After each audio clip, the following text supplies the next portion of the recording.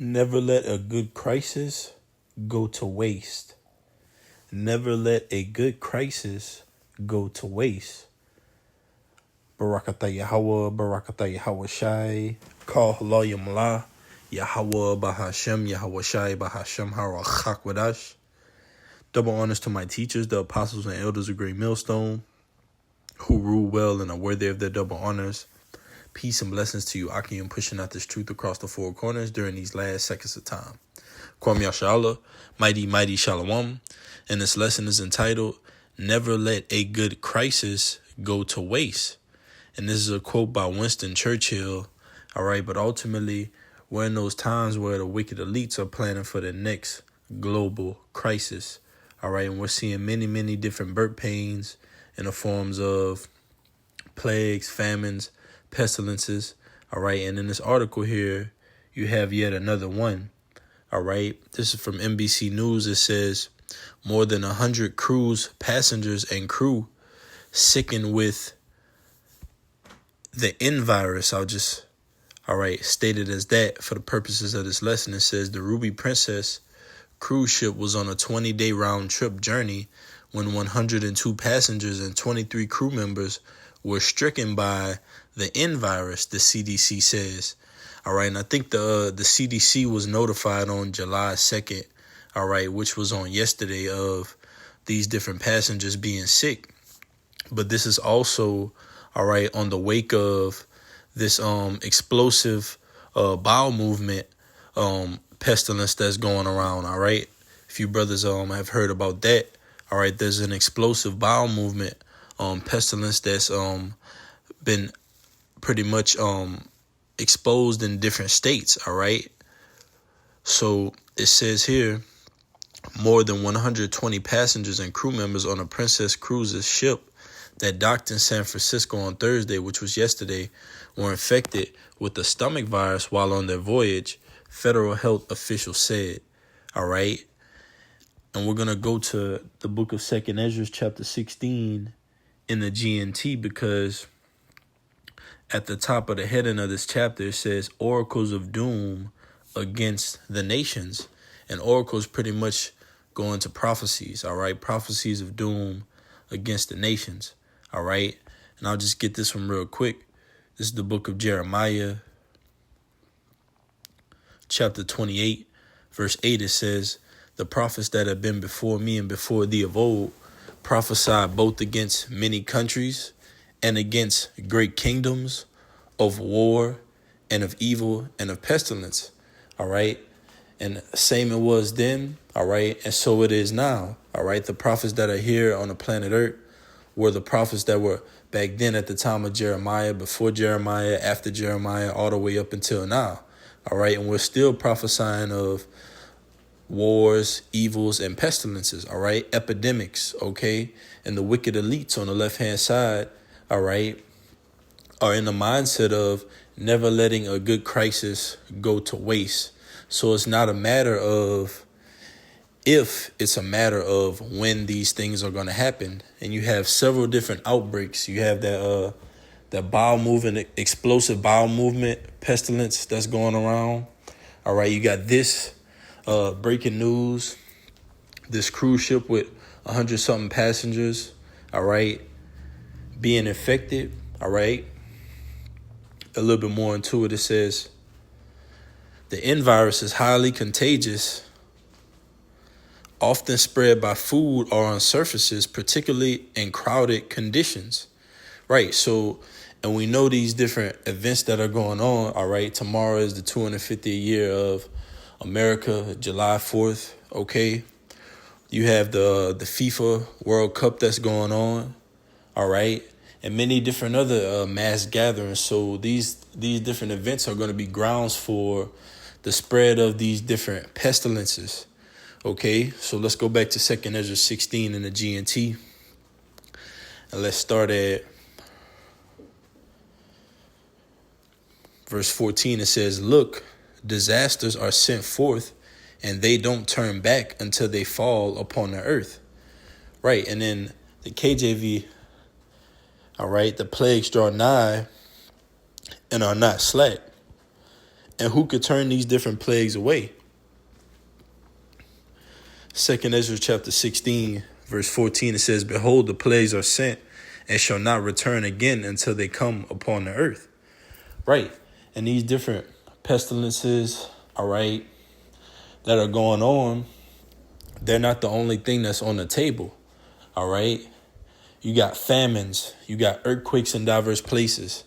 All right. Speaks to that in the book of Matthew, the 24th chapter, I believe.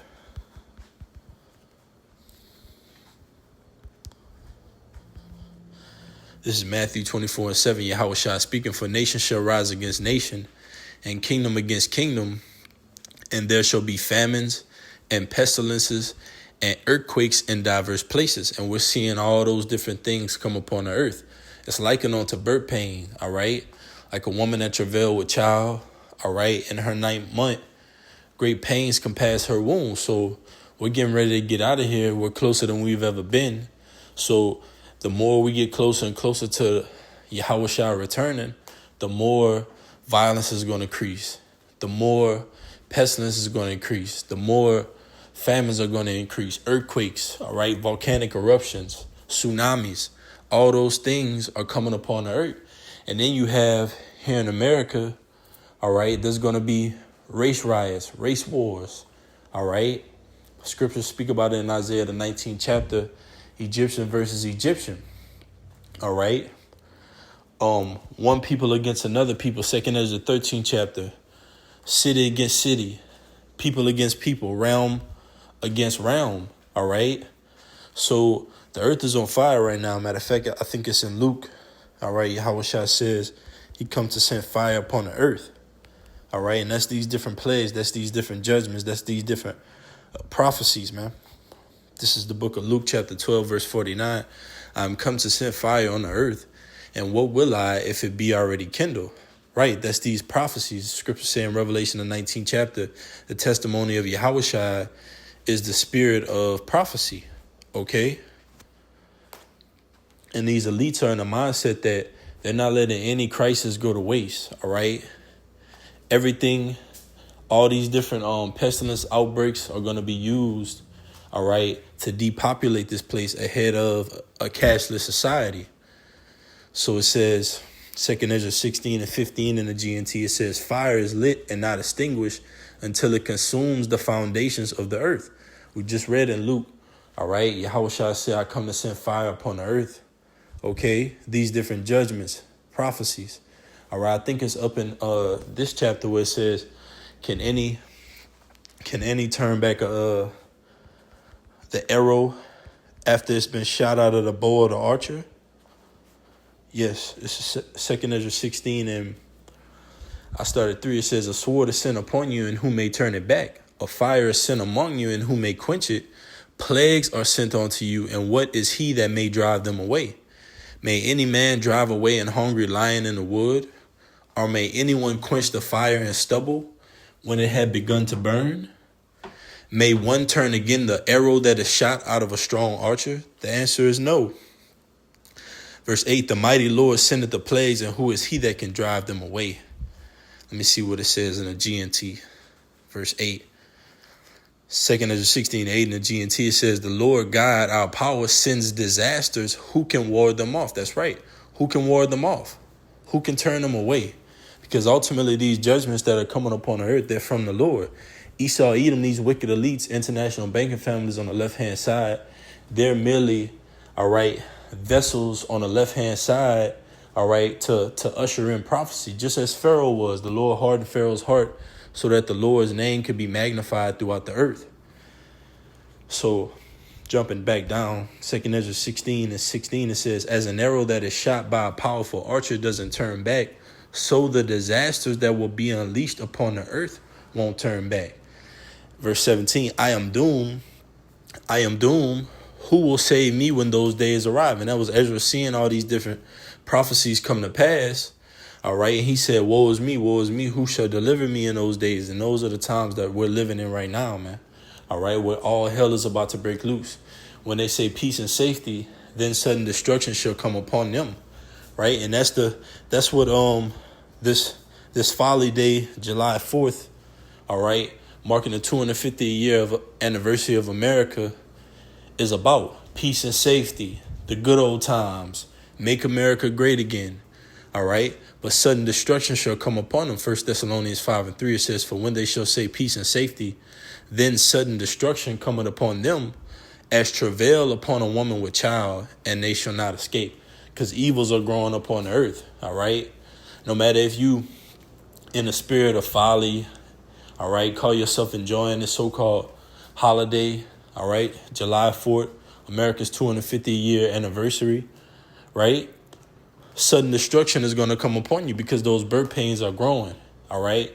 It's prophesied that Yahushua, all right, will return, and we know that we're in a season for all hell to break loose. So it says back in 2nd Ezra 16 and 18 in the GNT, it says the beginning of groaning and an abundance of sighing, the beginning of famine, and many will perish, the beginning of wars, and powerful ones will be afraid, the beginning of disasters, and all will be terrified. And just like it says in Matthew, the 24th chapter, it says all these things are the beginning of sorrows.